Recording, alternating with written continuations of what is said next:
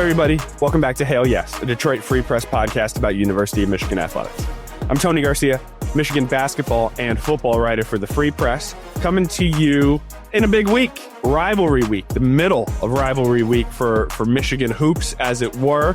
MSU coming up on Friday. The Wolverines just pulled out a big-time win over the weekend on Sunday, 86-83 at Ohio State. And that's why they are in the driver's seat for the Big Ten championship. It runs through Chrysler Center, and that's what we're going to get into today. There are 6 games remaining, how the Wolverines have gotten there, and where they may go from here. And to do so, we bring on our producer and editor, Andrew Burkle. Andrew, we have been talking about this week for a few months now. And as it always happens, here it is. That's funny how time works, isn't it? Yep. But no, man, I mean, this is with every game. It's just like, man, we're getting a great Big Ten season for us locally here in Michigan. It's a fun Big Ten season overall because, you know, Michigan's in the driver's seat, but there's no Zach Edey, Purdue, or some of the great Michigan or Michigan State teams, or even some of the great Wisconsin teams. You know, it feels like anybody can beat anybody on any given night. And we'll see if that's true on Friday with Michigan State now. Suddenly, you know, last time we talked, it was doom and gloom for the Spartans, having lost that game to Indiana and really putting themselves behind the 8 ball. And now, you know, basically a week later, they're playing some of their best basketball, having knocked off Illinois on the road and Purdue pretty convincingly at home. So, I mean, Michigan has 6 games. Michigan State has 5 games left. And if there's anything we've learned over the last week, it's how insanely quickly things can change. No, it's true. I mean, but that's also why Michigan's not writing its story. And everybody knows there is a lot of work still to be done, especially because Michigan plays Michigan State head to head twice, right? I mean, that can flip everything. Whichever team, should a team win both of those games, that's your Big Ten champion. I mean, pretty much point blank, period. Unless someone completely collapses outside of those games, which neither team has really done this year. I mean, you said it, Michigan, 12-2. Michigan State, 12-3. The Wolverines half-game lead over the Spartans headed into Friday. But once again, I mean, the reason Michigan's in that position is because they had to pull out another tight game against Ohio State, as we alluded to at the top. 86-83, the win. That now makes 6 consecutive victories by 4 points or fewer for Michigan. Now, Dusty did want to point out at the end of that game, it's a little skewed, right? Like against Indiana, Anthony Leal hit a 3/4 court buzzer beater as time expired that made a 6-point win, a 3-point win. Against Rutgers, Michigan was up 9 in the final minute. They hit a couple of threes and put some window dressing on that loss, and they made that a 3-point loss. Even against Purdue, it was a 6-point game with 40 seconds left. And Braden Smith cans a couple of really difficult 3-point attempts. Michigan was right there. I mean, a lot of games are going to be 6 points. They were right there to making it that 8-9 point win that you often see. But teams have made shots, or Michigan hasn't quite finished from the free throw line or what have you to make some of these games a little bit tighter. But Andrew, I thought the Ohio State game was just another example of Michigan is not lucking into these wins, right? I mean, they are composed down the stretch. And even though these games are tight, you feel like if Michigan can just get it to a tight game and keep it tight in the last few minutes, they're going to have the way to pull it out. Yeah. And, you know, Dusty, as he's pointed out, said, you know, well, there's some of these have been a little fluky. You want to know my thought is, I don't care. That's one of the craziest stats I've seen in a long time. You know, we have to get our stat guy, Ryan Ford, to look up that. I might send him an email later and ask him to look up and see if Basketball Reference can see when is the last time someone won 6 straight games by 4 points or less. I mean, in the Big Ten, it's almost impossible to win that many games that closely. Almost always, if you're in that many, you know, 10 points is a pretty close game, you know, 8 points. So even if you're winning by 4, you know, you hit your free throws, you win by 6 or 8 points. 4 points, I mean, is such a marginal difference. And to have 6 games in a row is like such a statistical anomaly. And I'm not going to sit here and lie to Michigan fans that I think they'll win all games for the rest of the year by 4 points. You know, at one of these games, you know, Michigan fans should hope that it'll be in the regular season. One of these games you'd think is going to go against them. You know, someone's going to hit a miracle shot.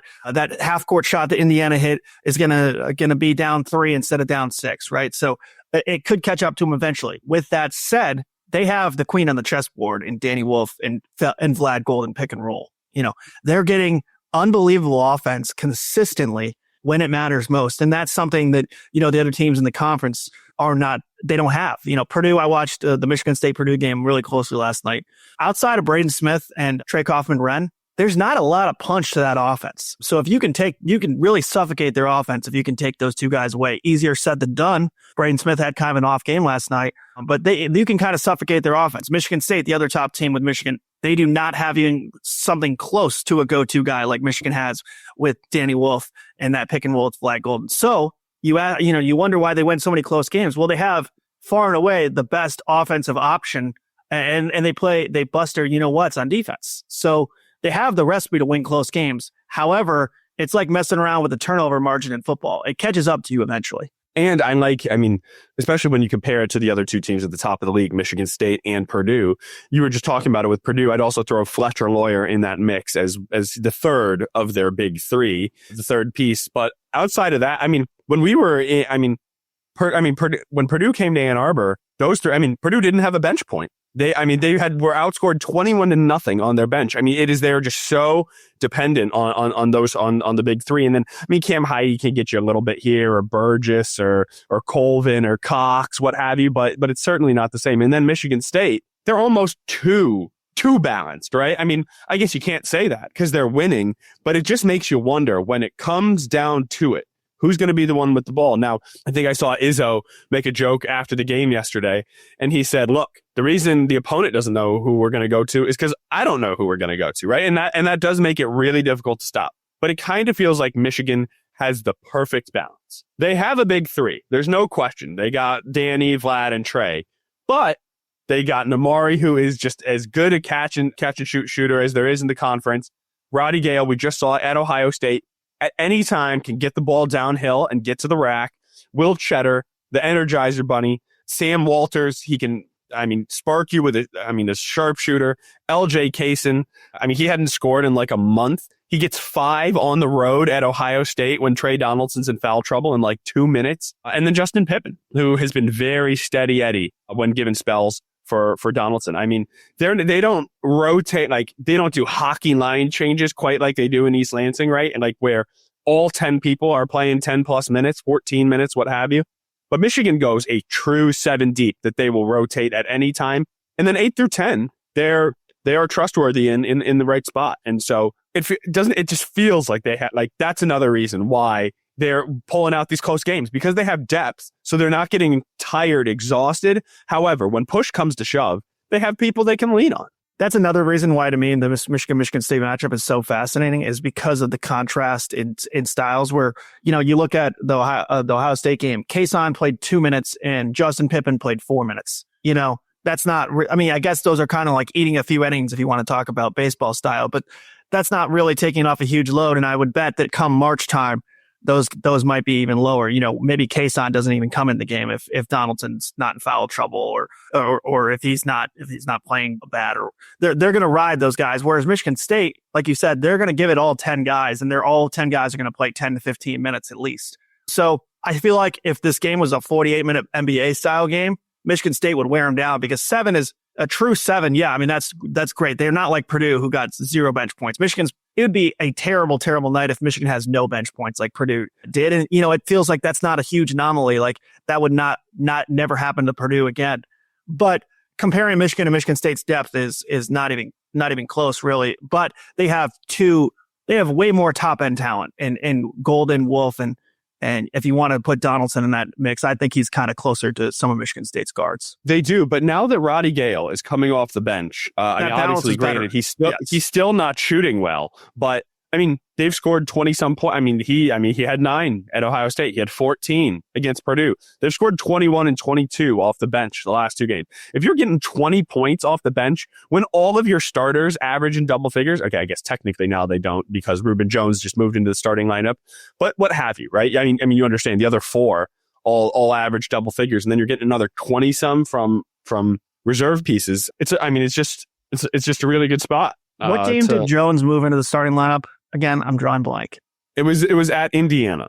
Okay. It was at Indiana. They've played 3 games with this lineup. Now, well, technically they played the season opener this way, and then they flipped Roddy and Reuben. And the balance just feels so much more even to me now, where it's like you much better. You want that. There's a reason the time was 6-man in the NBA where all levels of basketball was your Lou Williams type, your, I could name any other 6-man, Manu Ginobili. Like, you want them to come in and be able to get their Al own Harrington. offense. Yeah.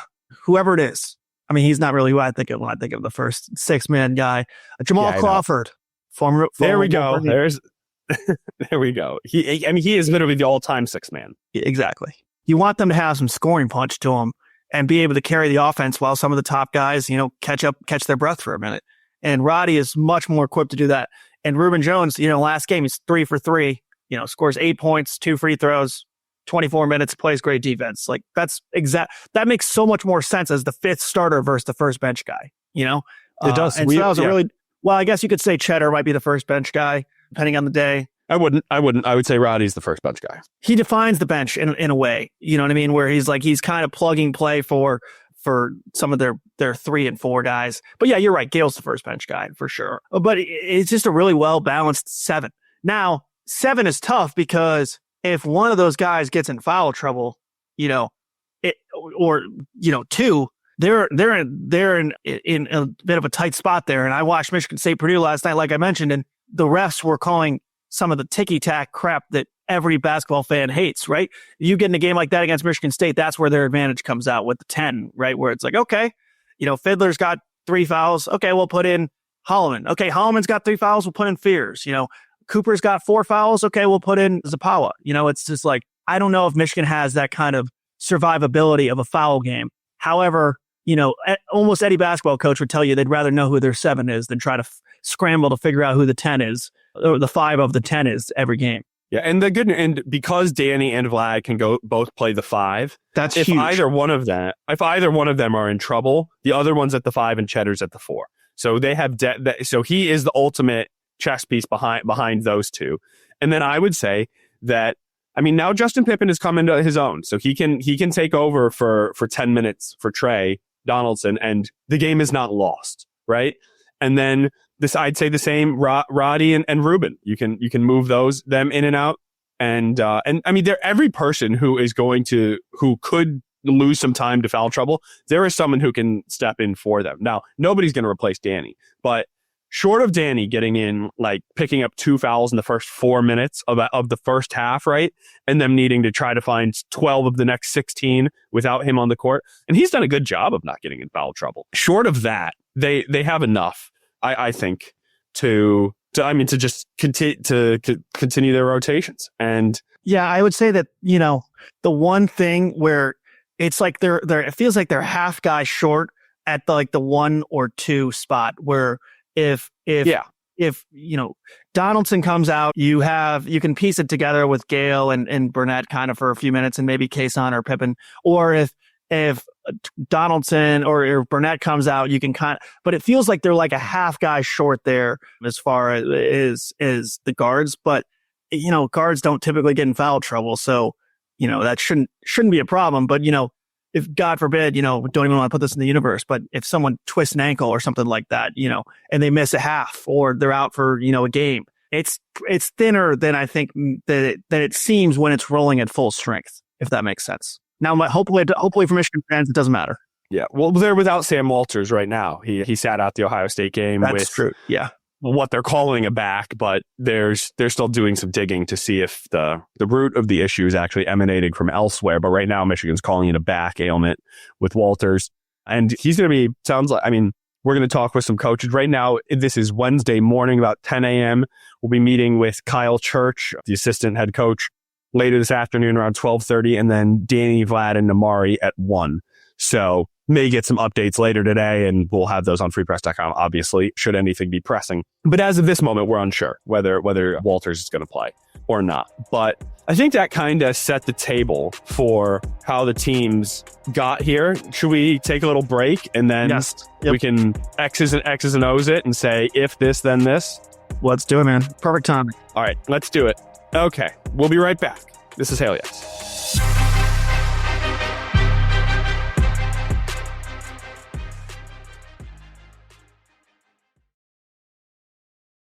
All right, welcome back. Time to preview the game that we have been waiting on for weeks, dare I say months, when we had John Beeline on the podcast. That was about a month ago, right, Andrew? I mean, he said he's coming, right? He had this game circled, and he was down in Miami in the warmth, visiting his former players, right? He had no reason to be thinking about this game, yet he already was. Yeah. And really, I would say even further back than that, when Michigan started winning some of their non-conference games and Michigan State got on that rule starting around December, everyone started circling this game. It's like, okay, this is one, we might have a Michigan State year. It might be one of those years that you highlighted quite well in a piece that's coming out, I believe, Thursday morning there on some of the best ranked matchups between Michigan State.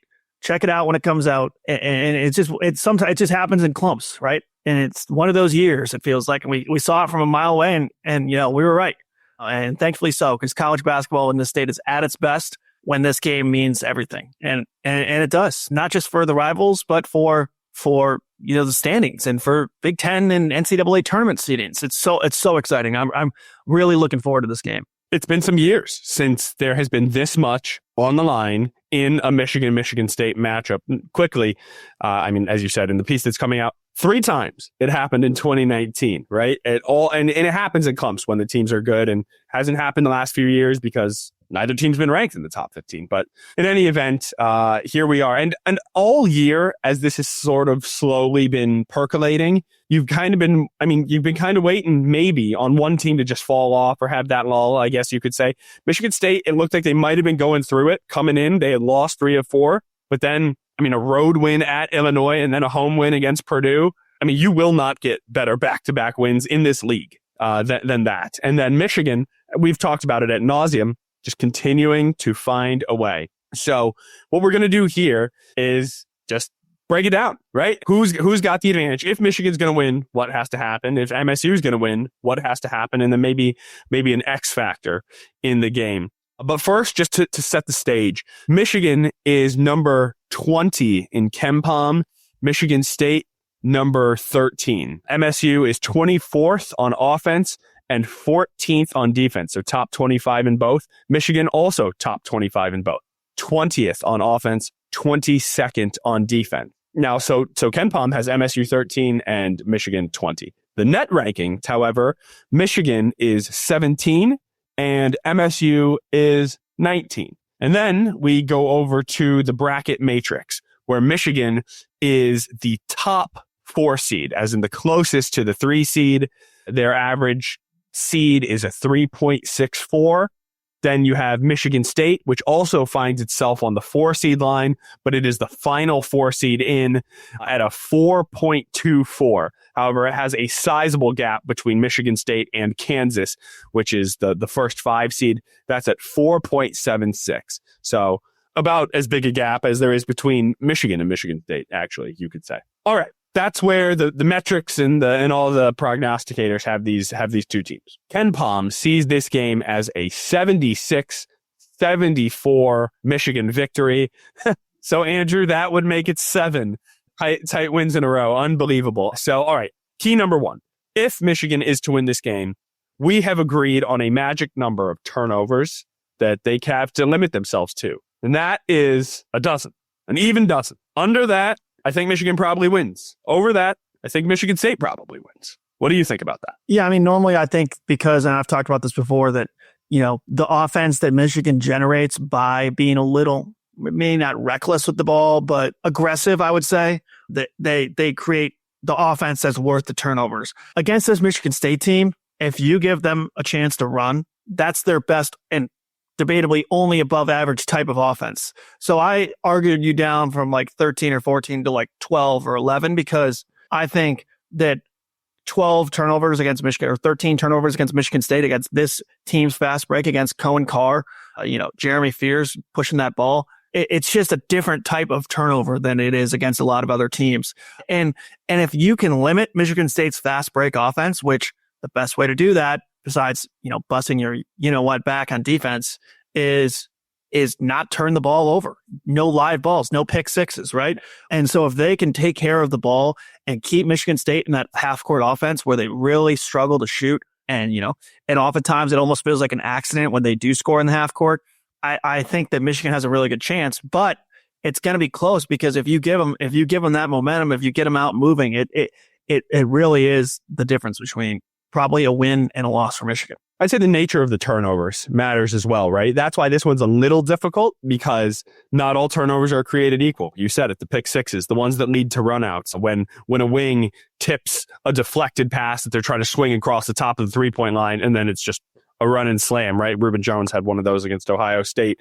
If it's these little pocket passes, like Danny is trying to find a little dump to Vlad on a 4-5 pick and roll, and someone's holding on Vlad's arm, and so he can't complete the roll, and the ball goes just past where he's rolling to, and you throw it out of bounds. Not ideal, but not the end of the world, right? So I think the type of turnovers, it just can't lead to a fast break for Izzo's squad going the other way.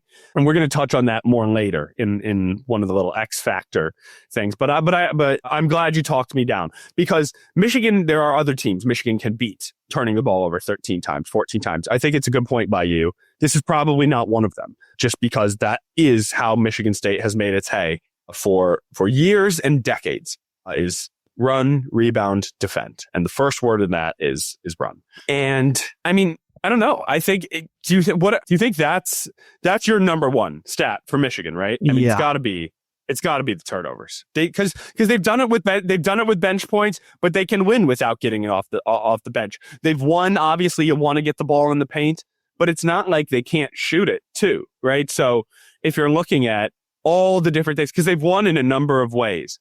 But what's really hurt them when they are getting bogged down is those giveaways. I'd also like to look up, and I wish I had done this before, like, what is Michigan's record when Danny Wolf scores 15 points and has 5 assists? Because when he is getting offense for himself, creating end of shot clock shots, that little spin move that he has, and really dishing the ball around, creating for others. And it feels like when, I don't know why, your brain is calculated to NBA and guard standards, but like when Danny Wolf has 5 assists, it feels like he's really, really conducting the offense and could have had 8 to 10. So I would also say if that's going to be a massive key for Michigan State. In theory, they have at least two big guys who could physically match up with them, between Carson Cooper, Zapawa, Jackson Kohler, Booker. I half wonder if they'll put Cohen Carr on Danny Wolf, but I think he'd take him to the weight room if they did. That's going to be you can't mention this game without talking about Danny Wolf and what he brings to the table. And if he can get his 15-5-8 or 15-5-11 or whatever he's been posting, or 18 points and somewhere in that range, that's going to put Michigan in a really good position to win. I've been waiting to find anybody who's been able to slow Danny Wolf down, and it's time to stop waiting, right? I mean, he is just a unicorn. He is a complete mismatch at this level. And I think what's really helped Danny turn a corner this last month, let's go back to those late games. Like, yes, they won some of them against UCLA, Washington, and then they lost Minnesota, and then they lost Purdue. In that stretch, UCLA, 7 turnovers, Washington, 4 turnovers, Minnesota, 6. Northwestern only 1, and then Purdue 4 turnovers. So in those 2 losses, he had 10 turnovers. Since then, 2, 2, 1, 2, 3, 1. So in the 2 losses, he had 10 turnovers. In their 6 wins, he has 10 turnovers. So Danny has done a much better job protecting the ball. And when he's not giving it away, I mean, that means his dump downs and these high level passes are connecting, and they're either hitting open shooters, or even worse yet for the opponent, they're getting to Vlad at his spot, and he is just finishing at a remarkable, remarkable rate. So it will be interesting. I mean, any team that plays Michigan, you have to kitchen sink this 4-5 ball screen. I mean, they ran it like 10 times against the Buckeyes. There are just so many different actions that Michigan can run out of it, and different ways to defend it. And they've got a counter for every way. I mean, they can slip, they can pop. Danny can just bulldoze you and take you one-on-one. He can throw the lob, and they're not forcing it, right? If it's not there, they'll reset. And it's just, they are getting so many good looks out of that set. It kind of reminds me of the Anthony Davis, LeBron James of yesteryear, before the Luka Doncic trade, where it's like, okay, who has somebody who can guard Danny Wolf or LeBron? Who has someone who can guard the ball handler? Maybe some teams have one guy who could give Danny Wolf or, in the NBA, LeBron, a good matchup. Well, there's no team who has two people who can guard Danny Wolf and Vlad Golden. And there's no team who has two people who can guard Anthony Davis and LeBron at that size, right? It's just like, who is the team in college basketball who can match up with both those guys physically? Because, there might be a team who has one person who can guard both. It's the combo of them together that's just like, man, when it's right, like you said, it's just, there's so many options off of it for offense. Michigan's average height is 5th in the NCAA. I mean, they are a sizable team. And that's and they're skilled, right? To have that much length and size and skill is incredible. And then on the other side, if Michigan State is to win this game, Andrew, I think it's probably going to have to do with something that they have not done very well this year, and that is shooting. I don't think you can just beat Michigan, but I mean, with just twos or getting to the free throw line in Ann Arbor. Right? I mean, Michigan is too efficient of an offense to only score 1 and 2 against them and just try to protect the ball. Right? I mean, you got to have a few possessions where you're getting 3 points. Yeah, that's the thing. I mean, and as easy as it would be to say, okay, Michigan State has to shoot well. Well, last game against Purdue, I don't think they shot amazing from 3. They were 4 of 13 from 3. And Purdue is the 8th offense by Ken Pom in college basketball.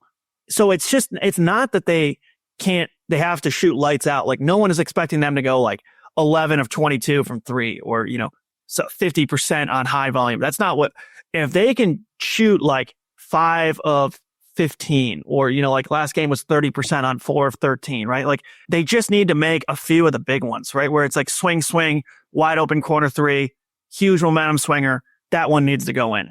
That might be overcomplicating it. I could throw a number at the wall.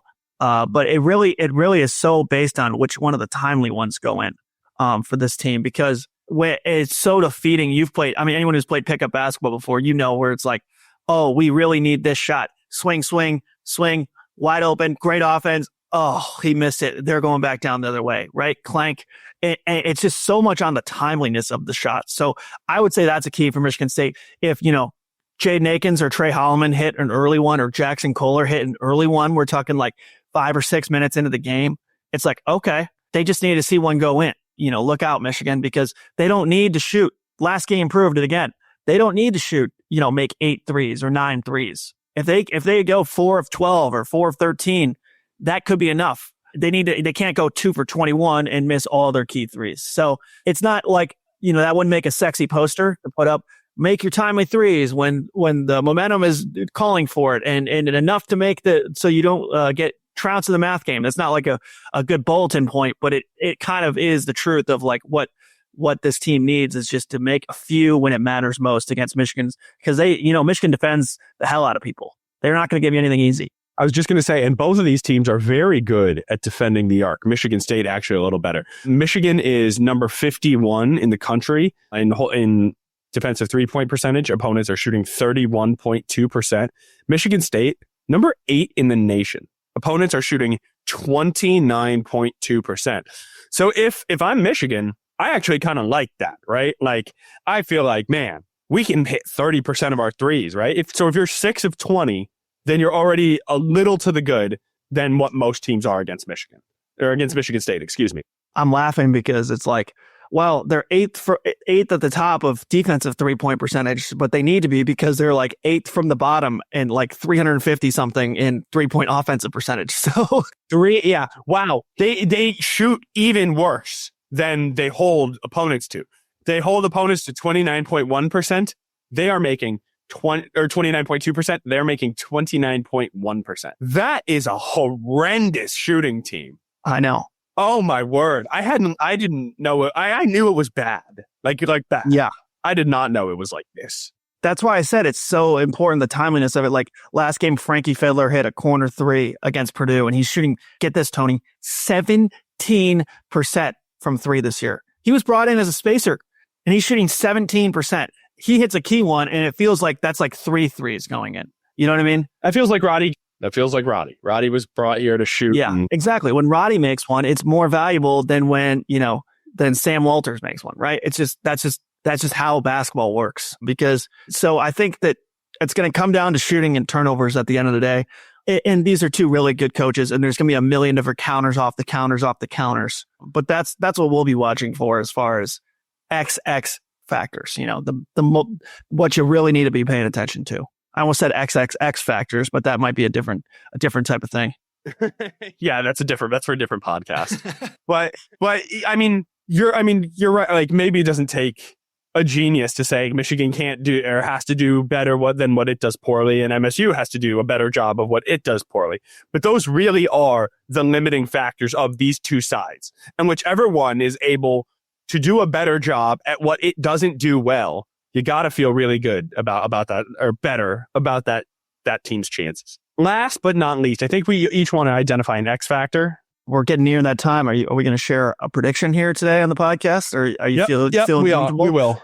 But yeah, I mean, I like there's a million things I could point to. You have a great observation about that you shared with me before the meeting. I was like, oh, please say that on the podcast. But if Michigan, it's going to be something I'm going to be watching too. Is the last thing is what can Danny Wolf do to Michigan State, and how are they going to choose to defend him? Are they going to go ultra big on him? Are they going to go big in the pick and roll? Are they going to go big small?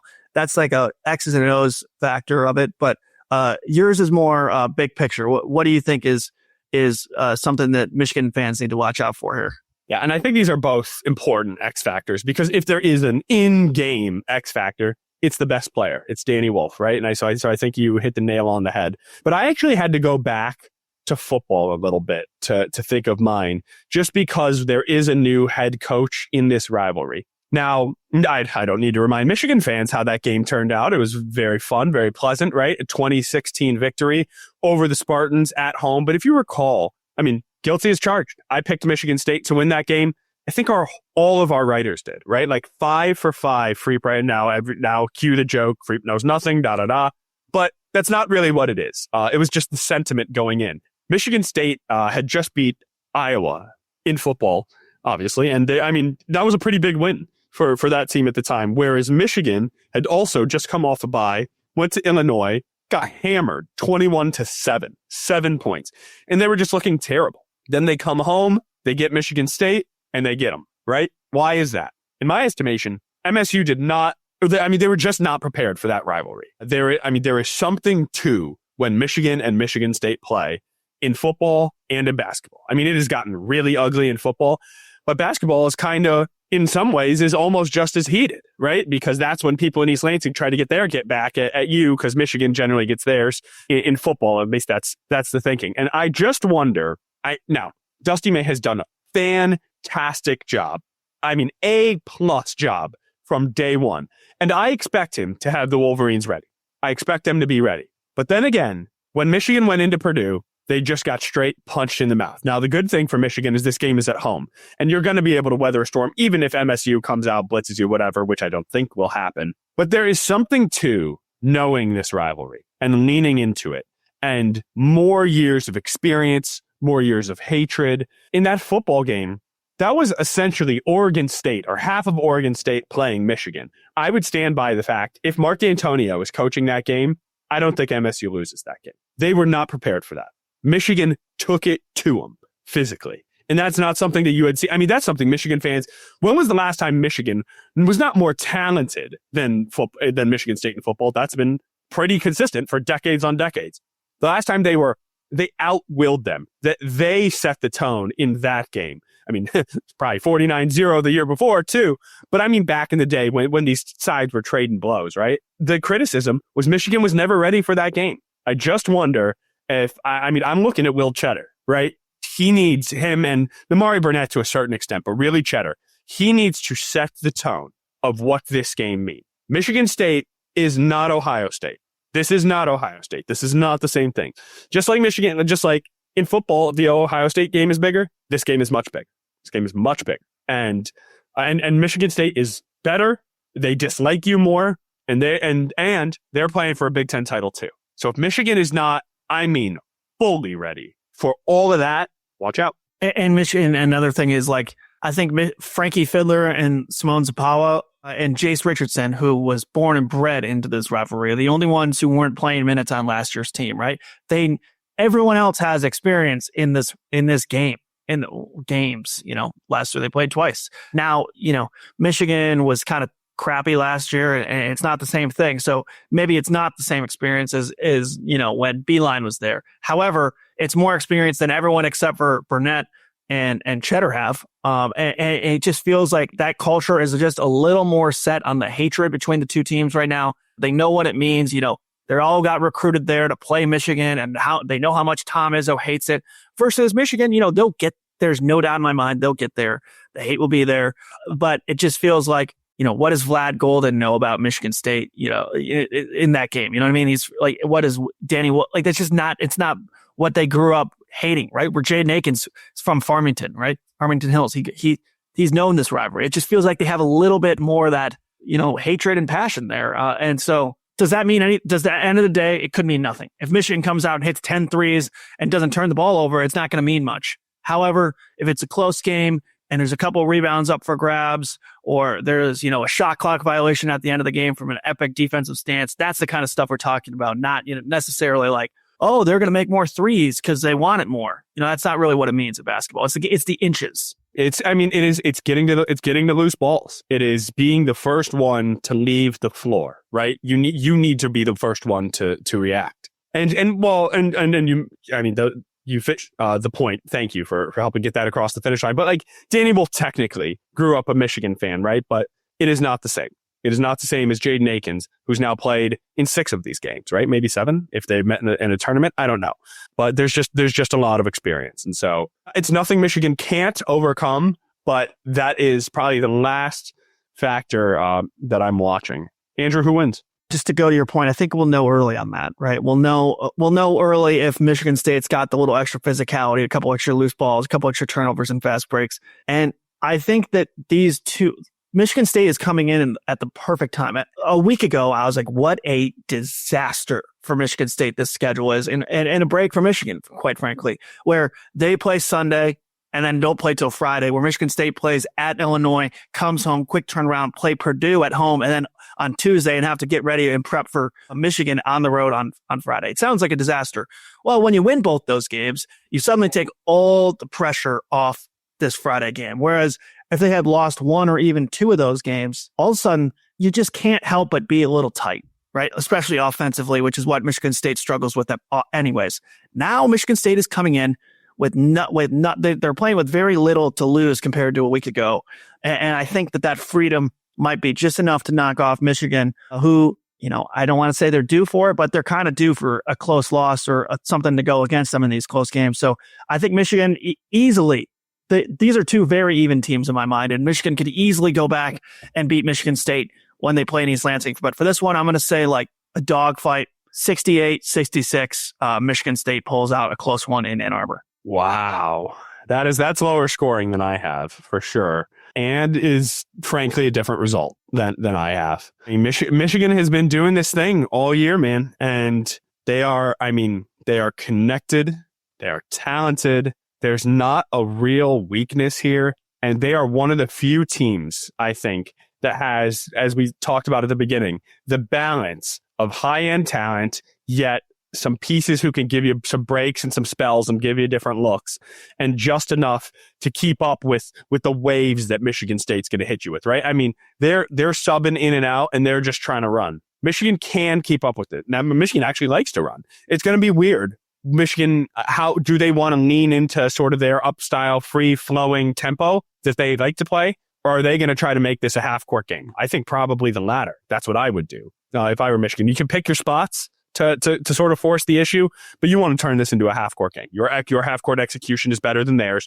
You have pound for pound the higher-end talent probably on the court. Just whatever Danny and Vlad are on the court, those are the 2 best players on the court.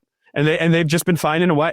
They've just been finding a way. So I expect another game. I expect it to be inside of 10 most of the time. I think MSU might take like a 7-3 lead or something. I think Michigan, which doesn't sound like just early, but I think Michigan kind of evens it up. They're right there, and they don't win by 4. They win by 5. I got Michigan ending their streak and winning. And it's a big one. It's a blowout. I got free throws at the end. Kind of does it, but it's one of those tight games down to the end. But Michigan State misses down 2. Michigan State final minute misses an open 3, and Michigan seals it from the line. Got 79-74. Michigan. I like it. Yeah, Michigan tends to play those games in the upper 70s or low 80s more. But they've played some lower score ones. I'm looking at the schedule, 66-63 versus Rutgers, 67-64 against Wisconsin. So they've played a couple 72-70 against Wake Forest.